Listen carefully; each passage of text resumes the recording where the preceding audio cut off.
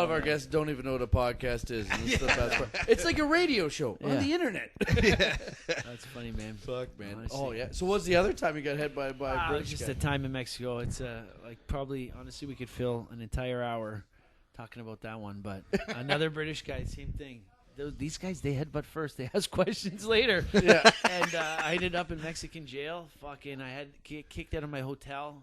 I had to go to the Canadian consulate. I walked 6 hours along the beach with all my gear to the Canadian consulate, and they didn't do a fucking thing for me. Holy shit. And then they finally... Did you fuck this guy up? Is that what happened? Yeah. And then they threw Dave Boyd, myself... he was the whole reason. So, so what happened was there was 15 of us that went, or 12 to 15 of us that went down to Mexico. Mexican hockey tournament? It wasn't a hockey tournament, but it was just a shit show. And we didn't sleep from the moment we got off the plane from Sunday till the Tuesday. And I remember just being in the pool, everybody's partying, and I went back to the room. And this is back in the day before they had the swipe card, so we had a key, physical around our key, neck. right? Yeah. So I opened the door, and before I opened it, I looked down, and Dave's sitting there, completely fucking naked. Well, not at this point. He had just his bathing suit on he had, right? So I ended up getting him completely naked, right? And then we went back to the pool and we left him there. The second time we came back to the room to check on him, he was still naked, and there was a security guard over top of him writing on a clipboard. So at this point, he's covered in toilet paper because somebody else from our group had covered him. So I ended up pulling him into the room past the security guard. And then I geared down for some reason because, you're young and stupid, and the security guard was banging on the door. So I come to the door now completely naked. And I'm assuming now, like, as you're older, you realize I probably embarrassed the fuck out of this guy. So I was like, what, senor? What is it, senor?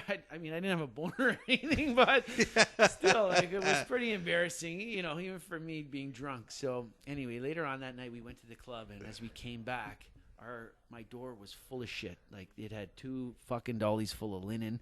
There was garbage cans there. Somebody had lit a fire extinguisher off all over the door and filled the keyhole. So I couldn't get the key in to open the door.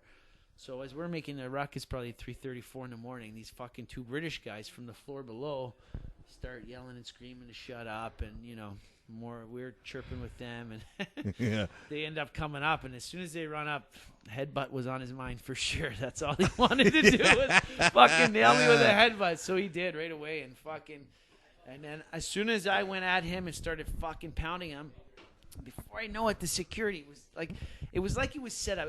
Honestly, it was like a movie. Right? They just came out of everywhere, and they grabbed just the 3 of us. Boyd and I were always roommates. Yeah, they're sick of you. They're fucking sick of you already, these guys. So they grab us, and I mean, these guys got machine guns. They got everything. They throw us in the back of the fucking pickup truck. We're with all the other guys. We're taking our watches off, our rings. I didn't wear any rings, but some of these guys did. Our shoes. We're giving everything to them. And, they fucking take us through the desert to the jail. Two guys on the back with fucking semi-automatic machine guns. Scary. The 3 of us are in the back of this pickup fuck. truck, holding hands. I'm going, guys, it's going to be okay. It's Holding hands! I'm like, don't worry, boys. It's going to be okay. Yeah. So we get to Mexican prison, and it fucking reeks of Mexican piss. Let me tell you. That's called Corona. What do you drink there other than Yeah. Pacifico, I think. It's Hogswoggle. So it's just a nasty place. But anyway, we fucking go in there. We made the best of it. They gave us basically our own cell, really. So Well, that's okay. Yeah, it was good. They knew we were pretty fucked up. So anyway, our friends came and they bailed us out. And when we got back to the hotel, like, that same security guard was sitting there with a real fucking nice smirk on his face. Oh, big old And, shit-eating grin, They had all our shit packed up. Like, it's like, get the fuck out of our establishment. This 3-star piece of shit. El Pablito is the name. You guys can fucking... Is this in Cancun? Cancun. Yeah. Fucking trash hole. And you know what's even worse? The next year we went back. No, I'm kidding.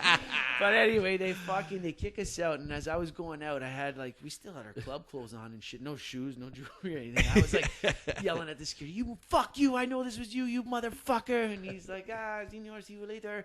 So, away I went. So we had 2 of us were kicked out. Brian Robinson was allowed to stay. Oh fuck! And he actually, I think, though, came with us, and we walked.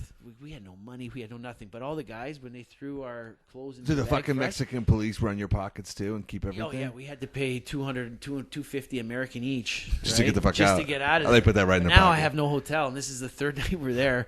So the Canadian consulate set us up. I had to pay for another one. Now I'm 19 years old. I have no money. Yeah. Completely broke, right? So we go back to this fucking hotel. It ended up catching on fire, right? But it had great food. So the guys would pay pesos to come on the bus from the other old shithole hotel we were at to this one, and they would eat the food there. But I had no money to go out. They're all talking about phone parties and everything. It was great. Yeah, Cancun is one of the fucking drunkest places I've ever been in my life. I Bad quit place. drinking tequila for a long time Bad after place. I love Cancun. Mexico. But bad place there. Oh, that's Yeah. funny. Yeah. I almost got pulled off the fucking plane. Same thing for Cancun because I was lipping off to the steward.